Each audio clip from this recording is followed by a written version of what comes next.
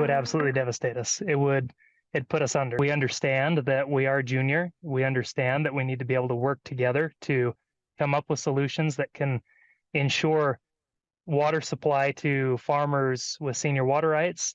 But we also need to do that in a way that doesn't put half of the state out of business. Well, in discussing the state's business, there was a lot of attention paid to a handful of bills during this past legislative session that eventually became law. House Bill 93, the $50 million school choice tax credit bill, now law, allowing Idaho families to deduct $5,000 from their tax bill every year to pay for education, things like, I don't know, supplies or even private school tuition. There was the more than $400 million in tax relief, property, income, and grocery. Can't forget about the immigration enforcement law, the restrictions put on Medicaid expansion, what flags can fly on government property, although that really didn't make any noise until after the session. Oh, and ivermectin is now available over the counter. But perhaps the most important bill out of the 708 printed this past session and the 341 that became law was House Bill 445. That's at least according to those who represent people impacted by water in southern Idaho, which would actually include most of Idaho's population. House Bill 445 would take $30 million of Idaho's $5.6 billion budget to help improve the water infrastructure. It was a priority of the governor, the lieutenant governor, and lawmakers after the summer of 2024, when the threat of shutting off water for some Idaho farmers created an irrigation controversy, as you just heard. It's a story we dove deeply into, pun intended, last June. A temporary compromise was reached with a long-term water agreement completed last fall, but that deal hinged on funding from the legislature, thus House Bill 445. That gave the Water Resource Board that $30 million, which they then approved last week, would be spent on updating that infrastructure.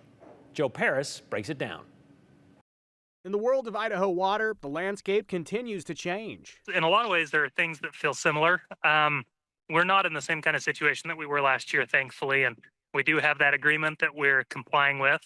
There are things that are a little bit different on our farm. Adam Young is a groundwater farmer in Blackfoot, Idaho. We followed his journey over the last year, one that now sits with a successful water mitigation agreement. A good development, but one that does create changes for junior water rights groundwater users. We're making a trade-off. It's a trade-off that we're choosing, getting rid of some cropland.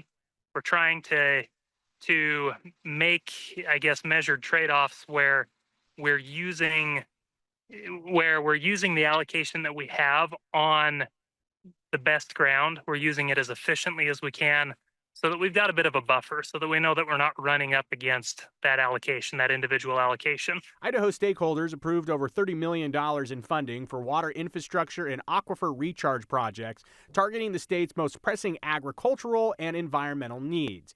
The final task for now in the 12-month process, funding greenlit by the Idaho Water Resource Board, led by Chairman Jeff Raybould. We have issues statewide that need to be addressed, and having an ongoing source of funding will allow the Water Board to work with water users from across the state to come up with solutions to their particular problems. The approval of the legislative investment is only a part of the entire budget, but it is a crucial piece of funding that targets the conflict on the Eastern Snake Plain aquifer. And we allocated that money for various programs that we think will benefit the aquifer and help stabilize the aquifer and provide relief to water right holders on the ESPA so that they will have the water available for their various needs. Projects and allocations include $20 million for groundwater to surface water conversion projects, $4 million for recharge infrastructure, $5 million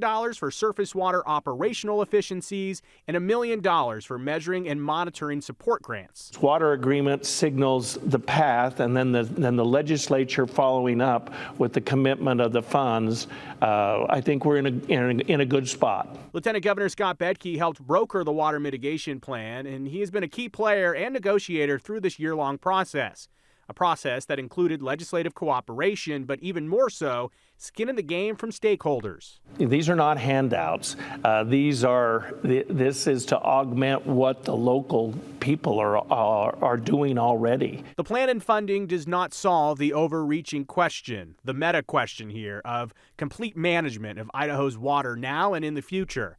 But this is certainly a step away from the dire straits of a year ago. As long as the parties and including the state of Idaho, are always talking and are always bringing everybody up to speed and making them current on the situations, then I think this thing can work.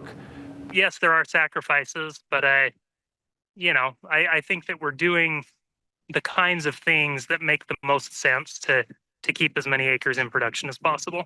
I feel comfortable, but we definitely don't feel like we can slow down. We feel like we've got to stay on top of things to make sure that we remain compliant.